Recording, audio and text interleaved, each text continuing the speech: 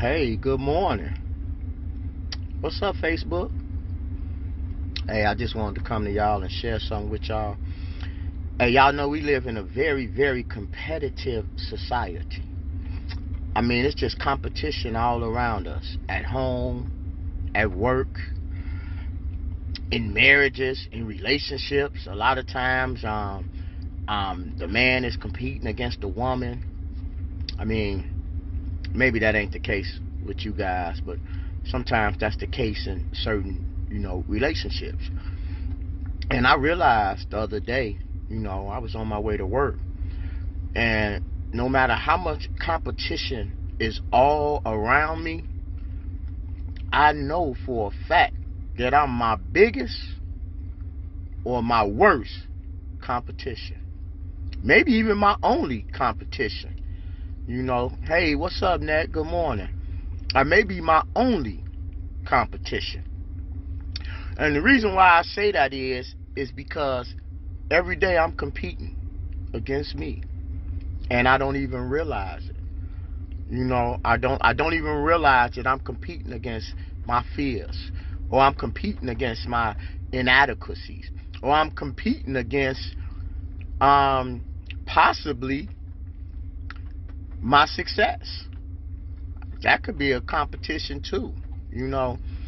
I'm honestly and truthfully feeling today, if we don't realize that we are our worst, biggest, and maybe only competition, we ain't gonna never be all that we could be. Hey, I see you. Good morning. What's up, Aunt? I see you, bro. I see you, bro. What's happening? Um, yeah, so I just wanted to talk to y'all before I go to work. Just about being, you know, your own competition. You know, Sometimes we just the fight against ourselves may never end. Hey, let me tell y'all this. I remember when I was a kid, right? I used to always be running. Sometimes I'd be running hard, sometimes I'd be running slow, but I was running. And I realized in the midst of all my running, I was never getting nowhere. Nowhere. I remember one day I was running, and I was running, and I was running, and I ran up on this man on the porch playing with his kids. He had a boy and a girl. They was beautiful. And so, I began to stop. I stopped running, and I just checked them out. I couldn't see the man's face, but I could tell that those children loved and adored that man. I believed it was his father, their father. And so I began to envy the admiration and this responsible man, with his kids.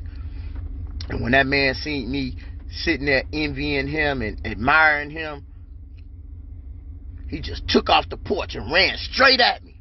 And before I could see his face, I turned and I ran. Now, this dude couldn't run. He couldn't catch me.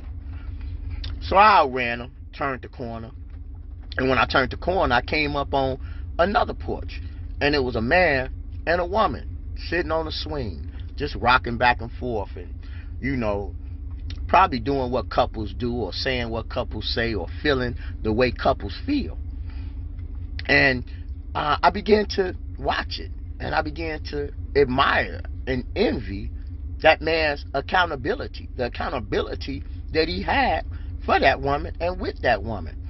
And I could tell that woman loved that man, because you could see the twinkle all over her face. And when that man seen me admiring them and envying them, he took off, shoosh, and shot towards me. And before I could see his face, I turned and I ran. Now this dude could run, but he couldn't catch me. And so I outran him.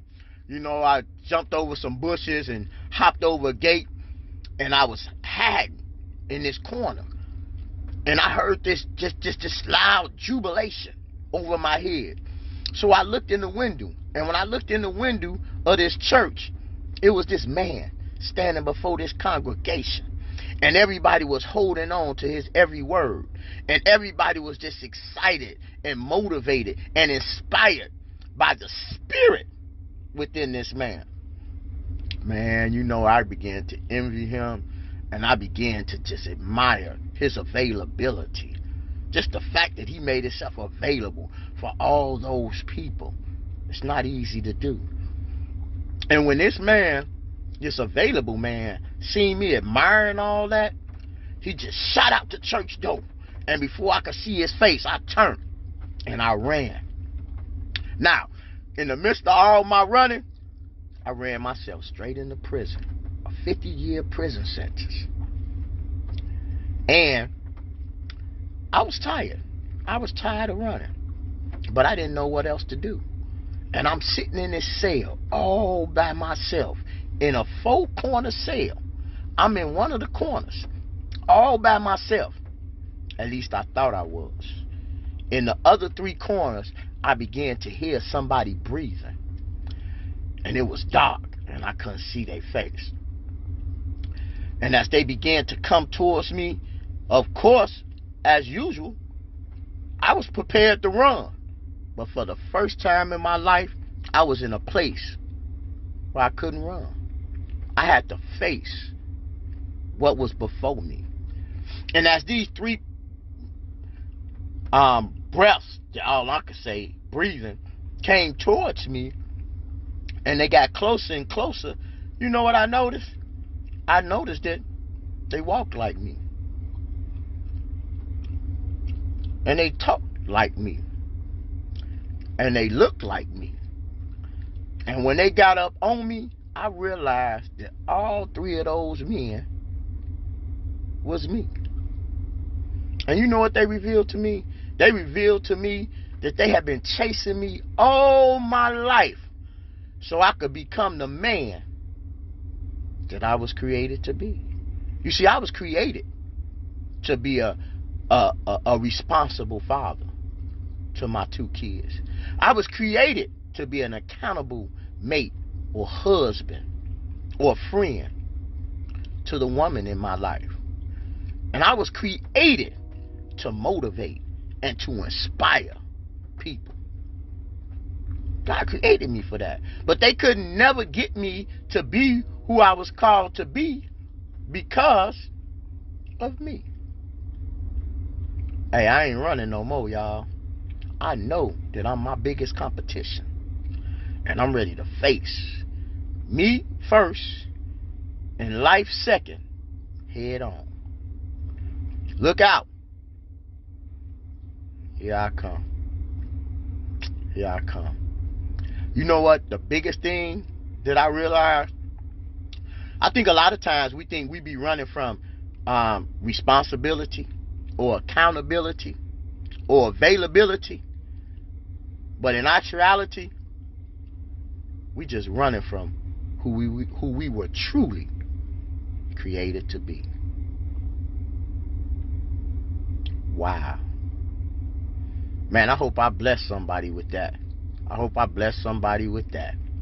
Y'all know, I love what I do. I do what I love. Hey, let me send a shout out to my little brother, Shalom. My little brother, his name is Shalom Davenport. He was born in Israel. He's a true Israelite. Happy birthday, man. I love you.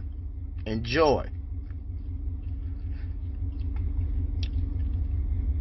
To everybody else, see ya.